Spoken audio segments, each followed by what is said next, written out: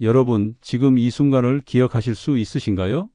오늘 아침 침대에서 일어날 때, 화장실을 다녀올 때, 혹은 주방으로 걸어갈 때 느꼈던 그 미묘한 감각 말입니다.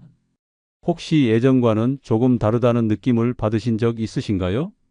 사실 저는 오늘 여러분께 조금은 무거운 이야기를 꺼내려 합니다. 하지만 동시에 희망에 관한 이야기이기도 합니다. 지금부터 들으실 내용은 어쩌면 여러분의 남은 인생을 완전히 바꿔놓을 수도 있습니다. 그만큼 중요한 이야기입니다. 제가 30년 넘게 노인의학을 연구하면서 가장 가슴 아팠던 순간이 있습니다. 그건 바로 환자분들이 제게 이렇게 말씀하실 때였습니다. 선생님, 이제 나는 끝인가 봐요. 더 이상 혼자서는 아무것도 할 수 없을 것 같아요. 그 말 속에 담긴 절망감, 그 눈빛 속에 서린 두려움을 저는 너무나 많이 봐왔습니다. 하지만 동시에 저는 알고 있습니다. 그분들 대부분이 사실은 끝이 아니라는 것을요. 단지 신호를 놓쳤을 뿐이라는 것을요. 오늘 제가 여러분과 나누고 싶은 이야기는 바로 그 신호에 관한 것입니다. 우리 몸이 보내는 작은 속삭임들, 그것을 어떻게 알아차리고 어떻게 대응해야 하는지에 대한 이야기입니다. 지금부터 1시간 동안 여러분은 놀라운 사실들을 알게 되실 겁니다. 그리고 이 영상이 끝날 때쯤이면 여러분은 분명히 이렇게 말씀하실 겁니다. 아, 나도 할 수 있겠구나. 아직 늦지 않았구나. 그럼 이제 시작해 보겠습니다. 편안하게 앉으셔서 천천히 들어주세요. 어느 가을날 아침이었습니다. 유난히 쌀쌀한 바람이 불던 날이었죠. 저는 평소처럼 진료실 문을 열고 환자분들을 기다리고 있었습니다. 그때 한 분이 들어오셨는데 그분의 걸음걸이가 예사롭지 않았습니다. 78세의 김순자 어르신이셨습니다. 보호자 없이 혼자 오셨는데 진료실 문에서 의자까지 오시는 데만 거의 2분이 걸리셨습니다. 한 걸음 한 걸음 내디딜 때마다 온몸에 힘을 주시는 게 보였습니다. 의자에 앉으시자마자 그분은 깊은 한숨을 내쉬셨습니다. 그리고는 떨리는 목소리로 말씀하셨죠. 선생님, 저 요즘 밖에 나가는 게 너무 무서워요. 혹시 길에서 넘어지면 어쩌나, 혼자 일어나지 못하면 어쩌나 하는 생각에 밤에 잠도 제대로 못 자요. 그분의 이야기를 들으며 저는 가슴이 먹먹해졌습니다. 불과 1년 전만 해도 이분은 매일 아침 공원을 산책하시고 시장도 직접 보러 다니시던 분이었습니다. 그런데 지금은 집 밖을 나서는 것조차 두려워하고 계신 겁니다. 자세히 검사를 해보니 특별한 질병이 있는 건 아니었습니다. 하지만 허벅지 근육량이 1년 사이에 15%나 감소해 있었습니다. 종아리 둘레도 눈에 띄게 줄어들어 있었고요. 걷는 속도를 재보니 1분에 60m도 채 안 되었습니다. 정상적인 경우라면 최소한 80m는 걸어야 하는데 말이죠. 저는 그분께 조심스럽게 여쭤봤습니다. 어르신, 요즘 어떻게 지내세요? 하루에 얼마나 걸으시나요? 그분은 쓸쓸하게 웃으시며 대답하셨습니다. 글쎄요, 집 안에서 화장실 오가는 게 전부인 것 같아요. 밖에 나가면 다리가 아파서 오래 못 걸으니까 자꾸 안 나가게 되더라고요. 바로 그 순간이었습니다. 저는 깨달았습니다. 이분은 질병 때문이 아니라 두려움 때문에 걷지 않게 되었고, 걷지 않으니까 근육이 더 빠지고, 근육이 빠지니까 더 두려워지는 악순환에 빠져 계신 거였습니다. 그날 저는 그분과 긴 시간 이야기를 나눴습니다. 그리고 함께 작은 계획을 세웠습니다. 매일 아침 10분씩만 집 안에서 걷기, 의자를 붙잡고 천천히 앉았다 일어나기, 이 2가지만 하기로 했죠. 처음에 그분은 반신반의하셨습니다. 이런 간단한 걸로 뭐가 달라지겠어요?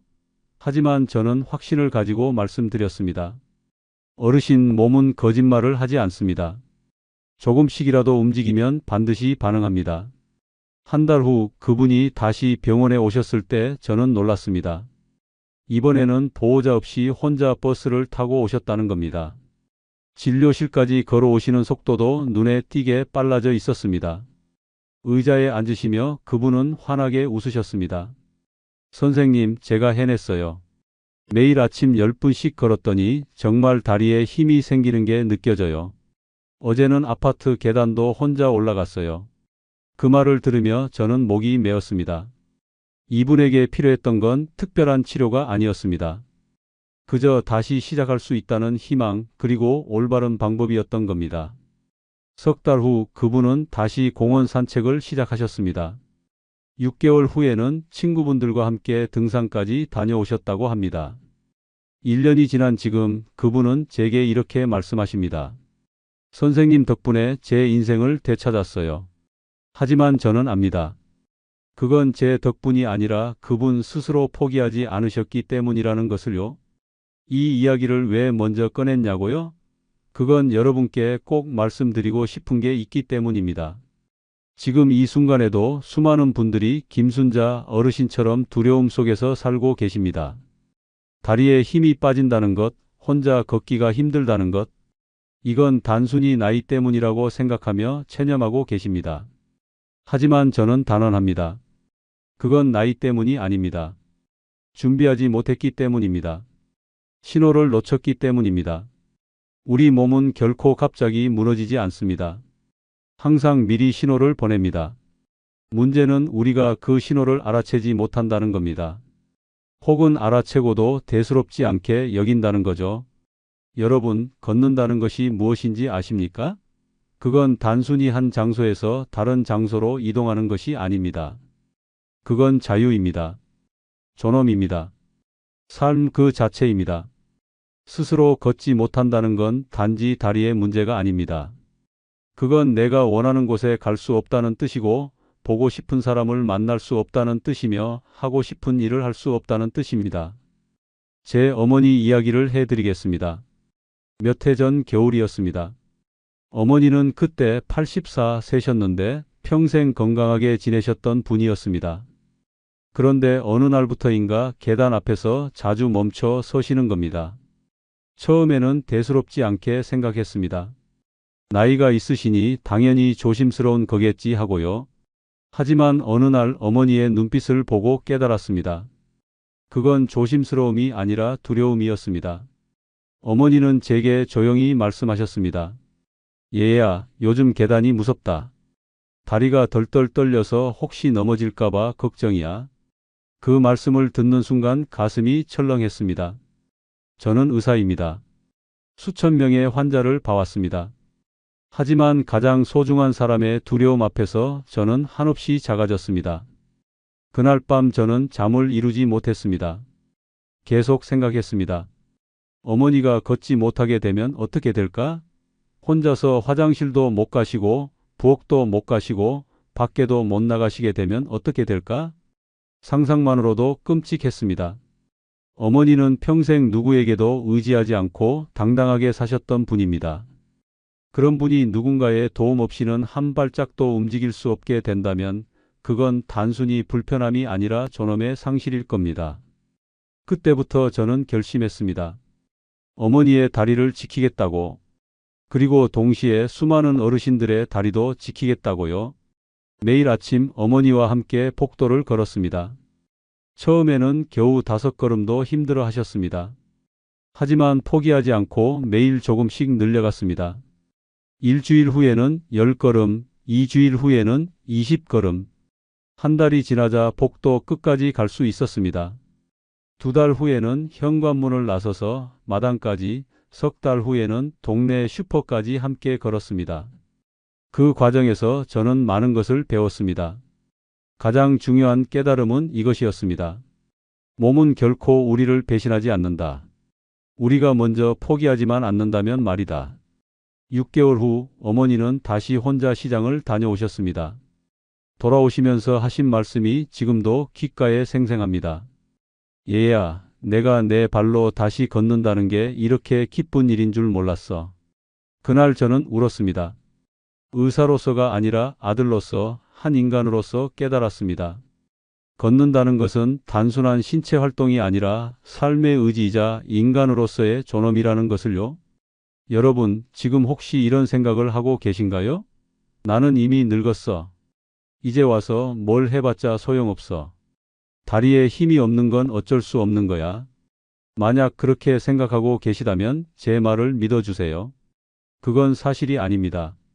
나이는 핑계일 뿐입니다. 진짜 문제는 포기하는 마음입니다. 제가 지난 30년 동안 만난 수많은 어르신들 중에는 90세가 넘어서도 혼자 걸으시는 분들이 많습니다. 반대로 70세도 안 되셨는데 이미 보행기에 의지하시는 분들도 계십니다. 그 차이는 무엇일까요? 유전자? 체질? 운? 아닙니다. 가장 큰 차이는 단 하나입니다. 몸이 보내는 신호를 얼마나 일찍 알아차렸느냐, 그리고 그 신호에 얼마나 빨리 반응했느냐입니다. 지금부터 제가 말씀드릴 내용은 바로 그 신호에 관한 이야기입니다. 우리 몸이 어떤 신호를 보내는지, 그 신호를 어떻게 알아차릴 수 있는지, 그리고 알아챈 후에는 어떻게 대응해야 하는지를 구체적으로 말씀드리겠습니다. 먼저 알아야 할 중요한 사실이 있습니다. 근육은 나이가 들면서 자연스럽게 줄어듭니다. 하지만 그 속도는 사람마다 천차만별입니다. 연구 결과를 보면 이렇습니다.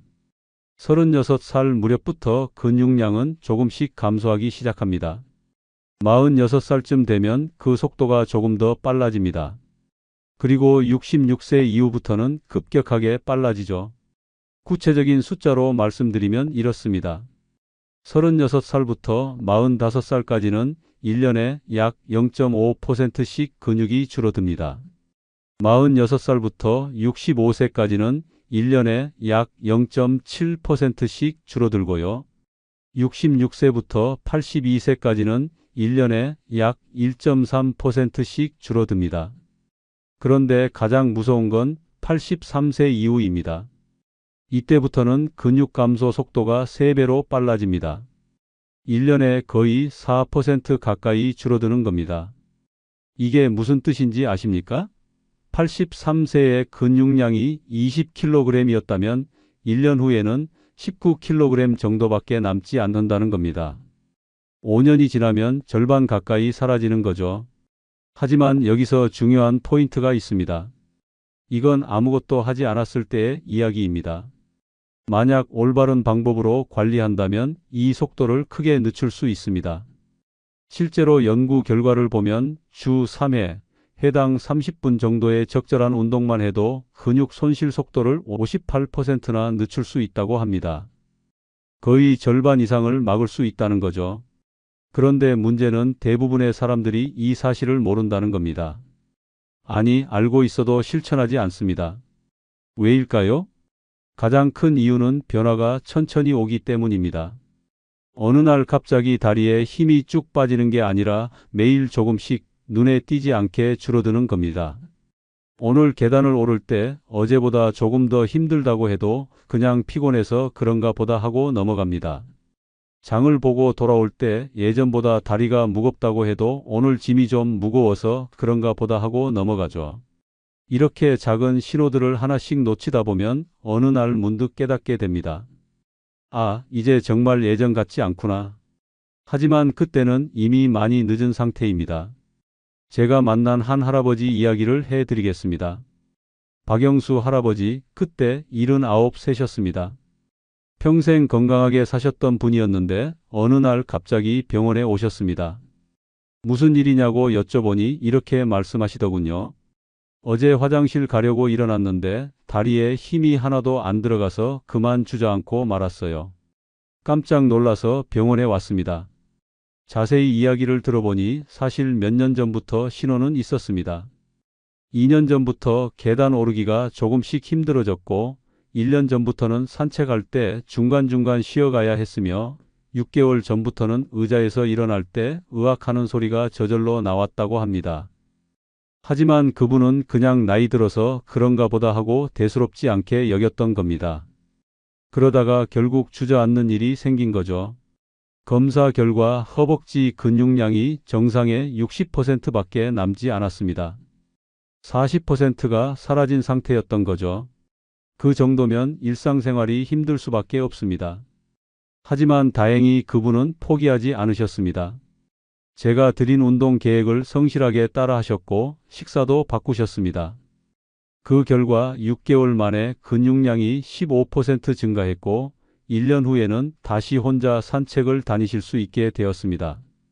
그분이 제게 하신 말씀이 아직도 기억납니다.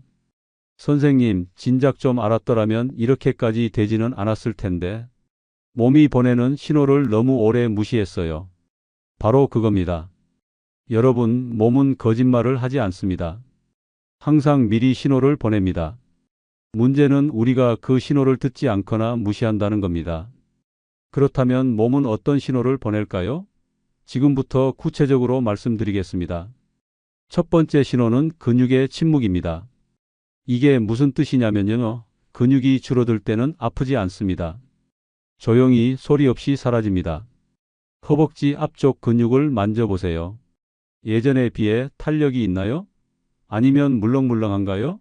의자에서 일어날 때 자연스럽게 일어나지나요? 아니면 팔로 의자를 짚어야 하나요? 계단을 오를 때 다리만으로 가능한가요? 아니면 난간을 꼭 잡아야 하나요?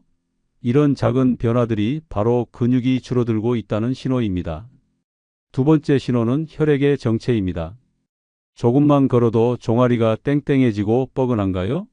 앉아 있다가 일어나면 다리가 저린가요? 발이 차갑고 색깔이 창백한가요? 이런 증상들은 다리로 가는 혈액순환이 원활하지 않다는 신호입니다. 혈관이 좁아지거나 혈액이 끈적해져서 제대로 흐르지 못하는 겁니다. 특히 주의해야 할 증상이 있습니다. 걷다가 종아리가 심하게 아파서 멈춰 서야 하는데 잠시 쉬면 통증이 사라지는 경우입니다. 이건 하지 동맥 협착증의 전형적인 증상입니다. 다리로 가는 혈관이 좁아져서 걸을 때는 산소가 부족해서 아프다가 쉬면 조금 회복되는 거죠. 이 증상을 절대 무시해서는 안 됩니다. 빨리 치료하지 않으면 나중에 큰 문제가 될 수 있습니다. 세 번째 신호는 관절의 균열입니다. 무릎을 구부릴 때 뚝뚝 소리가 나나요? 계단을 내려갈 때 무릎이 시큰거리나요? 앉았다 일어날 때 무릎이 뻣뻣한가요? 이런 증상들은 무릎 관절이 닳기 시작했다는 신호입니다. 관절 사이의 연골이 얇아지고 있다는 뜻이죠. 한번 닳은 연골은 다시 자라지 않습니다. 그래서 더 조심해야 합니다. 하지만 좌절하실 필요는 없습니다. 연골은 다시 자라지 않지만 무릎 주변 근육을 강화하면 통증을 줄이고 기능을 회복할 수 있습니다. 근육이 관절을 보호하는 방패 역할을 하는 거죠. 네 번째 신호는 신경의 둔화입니다. 예전에는 자연스럽게 문턱을 넘었는데 요즘은 자꾸 걸려 넘어지나요? 평평한 길을 걷다가도 발이 꼬여서 휘청거리나요? 이건 발을 드는 힘이 약해졌다는 신호입니다. 뇌에서 다리로 보내는 신호가 느려지고 근육이 빠르게 반응하지 못하는 겁니다. 특히 이 증상은 낙상으로 이어질 수 있어서 매우 위험합니다. 넘어지면 골절이 생길 수 있고 골절이 생기면 누워 지내야 하고 누워 지내면 근육이 더 빠지고 그러면 회복이 더 어려워지는 악순환이 시작됩니다. 이 네 가지 신호 중에서 여러분은 지금 몇 가지를 경험하고 계신가요? 하나라도 해당된다면 지금 바로 주의를 기울여야 합니다. 두 가지 이상이라면 더 이상 미루지 마시고 오늘부터 관리를 시작하셔야 합니다. 그렇다면 어떻게 관리해야 할까요? 지금부터 구체적인 방법을 말씀드리겠습니다. 이건 복잡하거나 어려운 방법이 아닙니다. 누구나 집에서 쉽게 할 수 있는 방법들입니다. 첫 번째 방법은 아침 의자 운동입니다. 매일 아침 15분만 투자하세요. 방법은 아주 간단합니다. 튼튼한 의자를 벽에 붙여 놓으세요. 그리고 발을 어깨 너비로 벌리고 의자 앞에 서세요. 그 다음 천천히 앉았다 일어나는 겁니다. 이때 중요한 포인트가 있습니다. 첫째, 무릎이 발끝보다 앞으로 나가지 않게 하세요. 둘째, 등을 곧게 펴세요. 셋째, 천천히 하세요. 빨리 하는 게 중요한 게 아닙니다. 셋을 세며 앉고 셋을 세며 일어나세요. 이렇게 10번만 하세요. 처음에는 힘들 겁니다. 5번도 못할 수도 있습니다. 괜찮습니다. 할 수 있는 만큼만 하세요. 중요한 건 매일 하는 겁니다. 오늘 5번, 내일 5번, 모레 6번. 이렇게 조금씩 늘려가세요. 일주일이 지나면 10번이 가능해집니다. 2주일이 지나면 15번도 할 수 있습니다. 이 간단한 운동이 어떤 효과가 있을까요? 놀라운 효과가 있습니다. 허벅지 앞쪽 근육과 엉덩이 근육이 강화됩니다. 이 근육들이 우리 몸을 지탱하는 가장 중요한 근육입니다. 연구 결과를 보면 70세 이상 어르신들이 8주 동안 이 운동을 했을 때 일어서기 속도가 평균 38% 빨라졌다고 합니다. 그리고 넘어질까 봐 두려워하는 마음이 절반 이하로 줄었다고 합니다. 생각해 보세요. 단 8주, 2달도 안 되는 시간 동안 매일 15분씩 투자해서 삶이 완전히 달라질 수 있다는 겁니다. 두 번째 방법은 천천히 걷기 연습입니다. 많은 분들이 오해하시는 게 있습니다. 빠르게 걸어야 건강에 좋다고 생각하시는데 노년기에는 그렇지 않습니다. 노년기에는 속도보다 안정성이 중요합니다. 빠르게 걷다가 넘어지면 큰일 나니까요. 그래서 천천히 걷되 정확하게 걷는 연습을 해야 합니다. 방법은 이렇습니다. 걸을 때 속으로 숫자를 세세요. 하나, 둘, 셋, 넷, 다섯, 여섯. 여섯을 세는 동안 한 걸음을 내딛는 겁니다. 이렇게 천천히 걷다 보면 발을 정확하게 들 수 있습니다. 문턱이나 작은 돌부리에 걸려 넘어지는 일이 줄어듭니다. 그리고 균형 감각도 좋아집니다. 처음에는 벽이나 난간을 잡고 연습하세요. 익숙해지면 혼자서도 할 수 있습니다. 하루에 5분만 하세요. 집 안 거실을 왔다 갔다 하는 것만으로도 충분합니다. 연구 결과를 보면 86세 이상 어르신들이 11주 동안 이 연습을 했을 때 보행 안정성이 35% 향상되었고 넘어지는 사고가 49% 감소했다고 합니다. 세 번째 방법은 아침 단백질 식사입니다. 많은 어르신들이 아침을 거르십니다. 입맛이 없다는 이유로요. 하지만 이게 큰 문제입니다. 근육은 밤새 분해됩니다. 자는 동안 우리 몸은 에너지를 만들기 위해 근육을 조금씩 분해하는 겁니다. 그래서 아침에 단백질을 충분히 먹어야 근육이 다시 만들어집니다.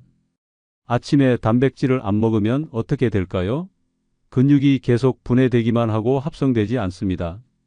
그 결과 근육이 점점 줄어듭니다. 그렇다면 얼마나 먹어야 할까요? 생각보다 많지 않습니다. 삶은 계란 3개, 혹은 두부 반모, 혹은 생선 한 토막 정도면 충분합니다. 여기에 우유 한 잔이나 요구르트 하나를 더하면 더 좋습니다. 우유에는 비타민 D가 들어있는데 비타민 D는 단백질 흡수를 도와줍니다. 연구 결과를 보면 아침에 단백질을 충분히 먹은 어르신들은 5년 후에도 다리 근력이 21% 더 유지되었다고 합니다.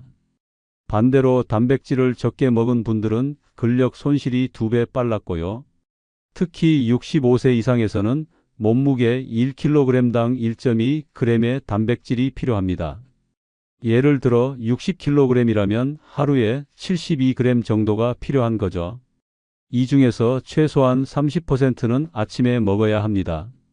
그러니까 24g 정도는 아침에 먹어야 한다는 겁니다. 계란 3개면 약 20g, 두부 반모면 약 10g입니다. 네 번째 방법은 저녁발 담그기입니다. 하루 종일 서 있거나 걸어 다니면 다리에 혈액이 몰립니다. 중력 때문이죠. 그래서 저녁에는 다리의 혈액 순환을 도와줘야 합니다. 가장 좋은 방법이 따뜻한 물에 발을 담그는 겁니다. 40도 정도의 따뜻한 물에 25분 정도 발을 담그세요. 물이 식으면 따뜻한 물을 조금씩 더하고요. 이렇게 하면 혈관이 확장되면서 혈액순환이 좋아집니다. 다리의 피로도 풀리고 붓기도 빠집니다. 여기에 굵은 소금을 한 숟가락 넣으면 더 좋습니다. 소금의 삼투압 작용으로 부종이 더 빨리 빠집니다. 단 주의할 점이 있습니다. 당뇨가 있으신 분들은 조심하셔야 합니다. 당뇨가 있으면 발의 감각이 둔해져서 뜨거운 물에 화상을 입을 수 있습니다. 그러니 꼭 온도계로 온도를 확인하시고 가족과 함께 하세요.